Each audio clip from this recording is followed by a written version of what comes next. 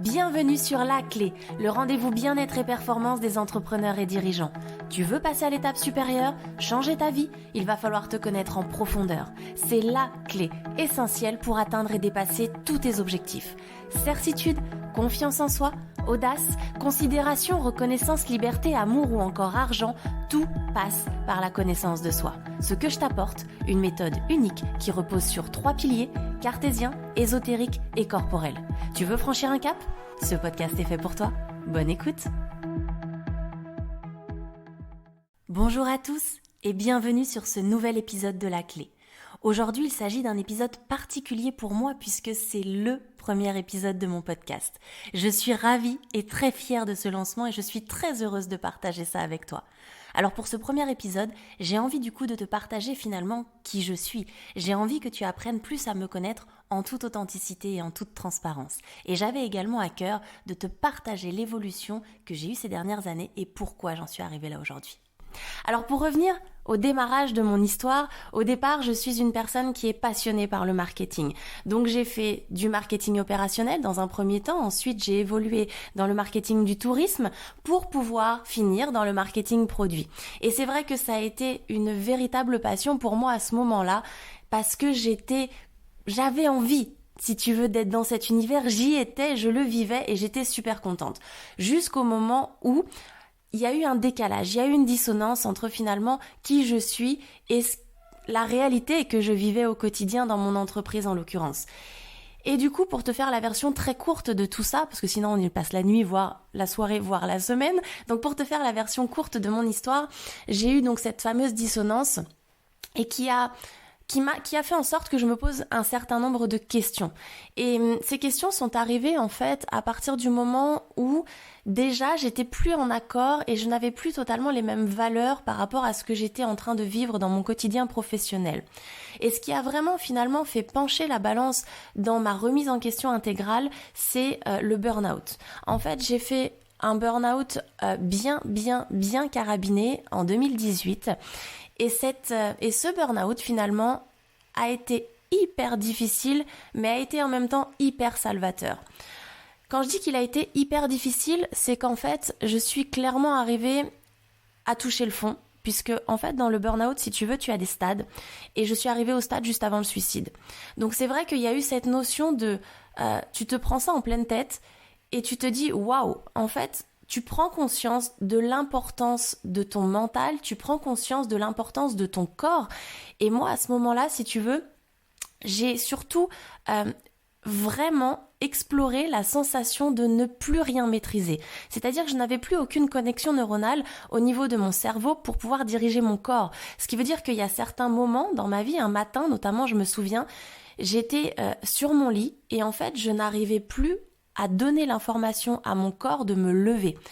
Je n'arrivais plus, tu vois, si tu veux, à transmettre cette information de dire ok, lève-toi quoi.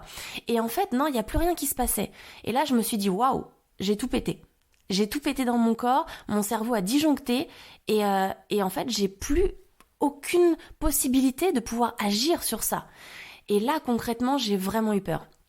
J'ai vraiment eu peur parce qu'en fait, tu te rends compte que si tu prends pas soin de ton corps, si tu prends pas soin de ton mental, il y a un moment donné en fait où ça te revient en pleine tronche et quand ça te revient, t'as l'impression d'être plus rien et d'être en fait une espèce de coquille vide qui n'a même plus le pouvoir et le contrôle de son corps. Et là, tu te dis mais qu'est-ce que je vais faire en fait ? Là, ça a été une réelle prise de conscience pour moi. Je me suis dit waouh, rien ne va plus. Qu'est-ce que je fais ? Et en fait, c'est grâce à ça que j'ai vraiment appris à me connaître en profondeur. C'est grâce à ça que j'ai été finalement creusée. Alors après, attention, parce que c'est aussi mon mode de fonctionnement. Je suis une personne qui a besoin vraiment d'être au pied du mur pour comprendre les choses. Alors heureusement, c'est pas le cas pour tout le monde, mais pour ma part, c'est vrai que tant que je suis pas au pied du mur, j'ai du mal à intégrer les informations et à les comprendre. Et donc du coup, en fait, là, clairement, j'étais au pied du mur parce que t'as plus rien qui se passe, t'as plus aucun contrôle. Et là, tu dis waouh, mais qu'est-ce que je vais faire en fait ? Et donc, j'ai pris le temps de comprendre, d'analyser, d'écouter mon corps à ce moment-là pour pouvoir en fait mieux le comprendre, pour pouvoir le soigner aussi, pour pouvoir interagir dessus, pour pouvoir finalement essayer de reprendre ce contrôle petit à petit de moi-même. Donc je te fais bien évidemment la version très courte de cette histoire parce que sinon, comme je disais, on y passe la semaine. Mais pour le coup, ça a été hyper salvateur, comme je te le disais au départ, parce que c'est là où j'ai vraiment pris conscience, si tu veux, de cette beauté du corps et en même temps de cette fragilité. Et donc, à partir de ce moment-là, je me suis dit, ok, ça faisait déjà un petit bout de temps que j'étais plus alignée avec cette notion d'entreprise, et donc je me suis dit, ok, je vais me lancer finalement dans l'entrepreneuriat parce que c'est là où ça m'animait depuis un certain temps, et je me suis dit, en gros, c'est le moment, c'est maintenant, tu vois, qu'il va falloir que je fasse quelque chose, puisque j'étais incapable de retourner en entreprise. J'avais créé un traumatisme de l'entreprise, et donc du coup, pour en arriver là, je me suis dit, ok, comment je fais, comment je procède. Donc à ce moment-là, en fait, je me suis dit, ok, comment je peux faire pour savoir ce que j'ai réellement envie de faire? Donc, je me suis posé des questions, j'ai énormément cherché sur qu'est-ce qui m'animait vraiment, quel est le métier et quelles sont les qualités que j'avais envie de retrouver. Et en fait, c'est quand j'ai pris conscience que j'avais besoin de sens, en fait, dans ce que je faisais. J'avais plus de sens, j'avais plus d'utilité, j'avais plus d'humanité, en fait, dans les échanges que j'avais. Et c'est ça, principalement, que j'avais envie de retrouver. Et par rapport à ça, je me suis dit, ok, très bien, et donc, quel métier je fais quand on en est là? Donc j'ai fait énormément de recherches et j'en suis arrivée à me dire, ok, le métier de coach à cette époque-là, donc il y a 4 ans maintenant en arrière, était le métier qui sur le papier en tout cas, me correspondait a priori réellement. Donc comme moi j'aime bien vérifier aussi entre je dirais la théorie et la pratique, j'ai contacté 6 coachs à ce moment-là, d'univers complètement différents pour avoir leur ressenti. Donc eux étaient déjà lancés et en fait on a passé quasiment 2 heures à chaque fois à parler, à expliquer. Enfin ils m'ont expliqué leur métier, ils étaient passionnés. C'était vraiment juste des échanges magiques que j'ai eu avec ces personnes-là. Et c'est vrai que je me suis dit, ok, banco, c'est ça que je veux faire. Donc j'ai repris les études, j'ai refait un master de coaching en développement personnel et professionnel avec une spécialisation manager dirigeant.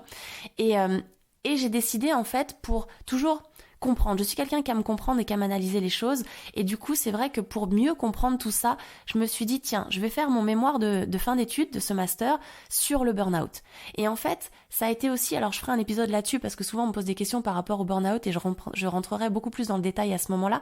Mais en gros, réaliser mon mémoire de mon master avec cette information, cette précision sur le burn-out, ça m'a aidé à prendre conscience de comment ça fonctionnait, comment ça se passait dans ton corps et qu'est-ce qui se passait concrètement dans ton corps à ce moment-là. Et c'est ce qui m'a vraiment permis d'avoir, tu vois, cette notion de coup de pied, j'allais dire de coup de pied, c'est pas le terme, d'appui, tu sais, quand t'es dans le fond de la piscine, et en gros c'est où tu meurs dans le fond de la piscine, où t'arrives à trouver ce dernier élan, ce dernier élan d'énergie pour appuyer, tu vois, dans le fond de la piscine, pour te propulser et remonter. Et en fait c'est cet ensemble de choses qui m'a vraiment permis de comprendre ça, tu vois. Et de fil en aiguille, j'ai fait énormément de choses parce que je suis quelqu'un de pluridisciplinaire, on va dire ça, puisqu'en parallèle, je suis aussi danseuse, prof de danse, photographe. Et tout cet univers mélangé, finalement, je me suis dit, ok, mais qu'est-ce que je fais de tout ça? C'est ma personnalité. C'est vrai qu'en France, on aime bien mettre les gens dans des cases. Et personnellement, je suis tout sauf une personne qui rentre dans une case. Ou alors, il faudrait vraiment agrandir la case. Mais pour le coup, je me suis dit, ok, qu'est-ce que je fais de tout ça? Donc, encore une fois, je te fais vraiment la version très courte. Et je me suis dit, comment je peux finalement amener tous ces éléments qui me conviennent, qui me correspondent, parce que au fur et à mesure de ma découverte, j'ai aussi pris conscience, si tu veux, que tout cet aspect que moi je vais appeler ésotérique, donc toute cette notion de champ quantique, de tout cet univers qui est plus grand que nous, en fait c'est vraiment ce qui m'a aussi permis de m'aider à avancer, à prendre conscience de qui j'étais, tu vois, un peu cette particule au milieu de ce vaste monde, et ça m'a énormément apporté. Donc moi je suis très orientée aussi sur tout ce qui est astrologie, numérologie. Je me suis formée aussi au Human Design qui pour moi est un outil magique pour apprendre en l'occurrence à se connaître. Après, j'ai couplé énormément d'éléments, hein. J'ai fait beaucoup d'auto-hypnose, j'ai fait beaucoup d'hypnose, j'ai fait beaucoup de méditation. J'ai fait énormément de choses, si tu veux, pour apprendre réellement à me connaître. Et c'est dans cette phase-là où je me suis dit, waouh, voilà, en fait, c'est ça l'essence pour moi de ce qu'on doit faire dans sa vie, c'est en fait réellement se connaître. Parce que quand tu te connais réellement, en fait, tu peux passer tous les caps que tu veux. Tu sais quelles sont tes réelles forces, tu sais quels sont tes points d'amélioration, tu sais tes points de vigilance, tu sais ce vers quoi tu as envie d'aller, Souvent, on est quand même construit avec des croyances, une éducation, une culture. On est dans un pays en plus où le développement personnel est pas non plus hyper développé et pas non plus excessivement mis en avant, qu'on soit honnête là-dessus, contrairement aux pays nordiques par exemple. Et c'est vrai que En fait, pour moi, tout est relié. Quand tu prends la confiance en soi, quand tu prends la notion d'audace, quand tu prends la gestion des émotions, quand tu prends tous ces éléments, finalement, tout est relié au point central qui est vraiment cette notion de connaissance de soi. Et c'est ce qui est pour moi fondamental et c'est ce qui fait qu'à aujourd'hui, j'en suis arrivée vraiment à creuser, si tu veux, sur de quoi on a besoin pour vraiment concrètement être épanoui. Et pour moi, dans ma vision des choses, c'est de se connaître en profondeur. Et c'est pour ça qu'aujourd'hui, dans mes accompagnements de coaching, je propose vraiment les trois aspects les trois piliers en fait de mon accompagnement. C'est vraiment cette notion de tout l'aspect cartésien, l'aspect ésotérique et l'aspect corporel. Donc, je viens de te parler des deux premiers points, l'aspect finalement cartésien, ésotérique, et sur l'aspect corporel, pour faire aussi une parenthèse rapide. Pourquoi c'est important pour moi ? Comme je te l'ai dit, je suis danseuse et en fait la connaissance du corps, elle est vitale. Le déplacement, tu ne te déplaces pas de n'importe quelle manière. Ta gestion du poids du corps, ta posture, en fait tout ça est relié à ta connaissance de toi et à comment tu peux finalement devenir la meilleure version de toi-même et comment tu peux devenir leader de toi-même. Et c'est vraiment cette notion que j'ai essayé de mettre en avant et de relier pour vraiment te faire prendre conscience que encore une fois, toutes ces notions sont imbriquées les unes dans les autres. Et c'est ça vraiment le message que j'ai envie de te faire passer. Moi, tu vois aussi, j'ai été, avant de m'orienter sur la partie connaissance de soi, j'ai été vraiment orientée dans le coaching confiance en soi et prise de parole en public. Et en fait, c'est pareil. Généralement, dans la prise de parole en public, on a tendance à te dire ok, quelle est la technique, qu'est-ce que je dois faire, tu vois, pour vraiment être un bon orateur. Et souvent, mes élèves étaient surpris quand je leur disais mais en fait, la technique, limite, on s'en fout.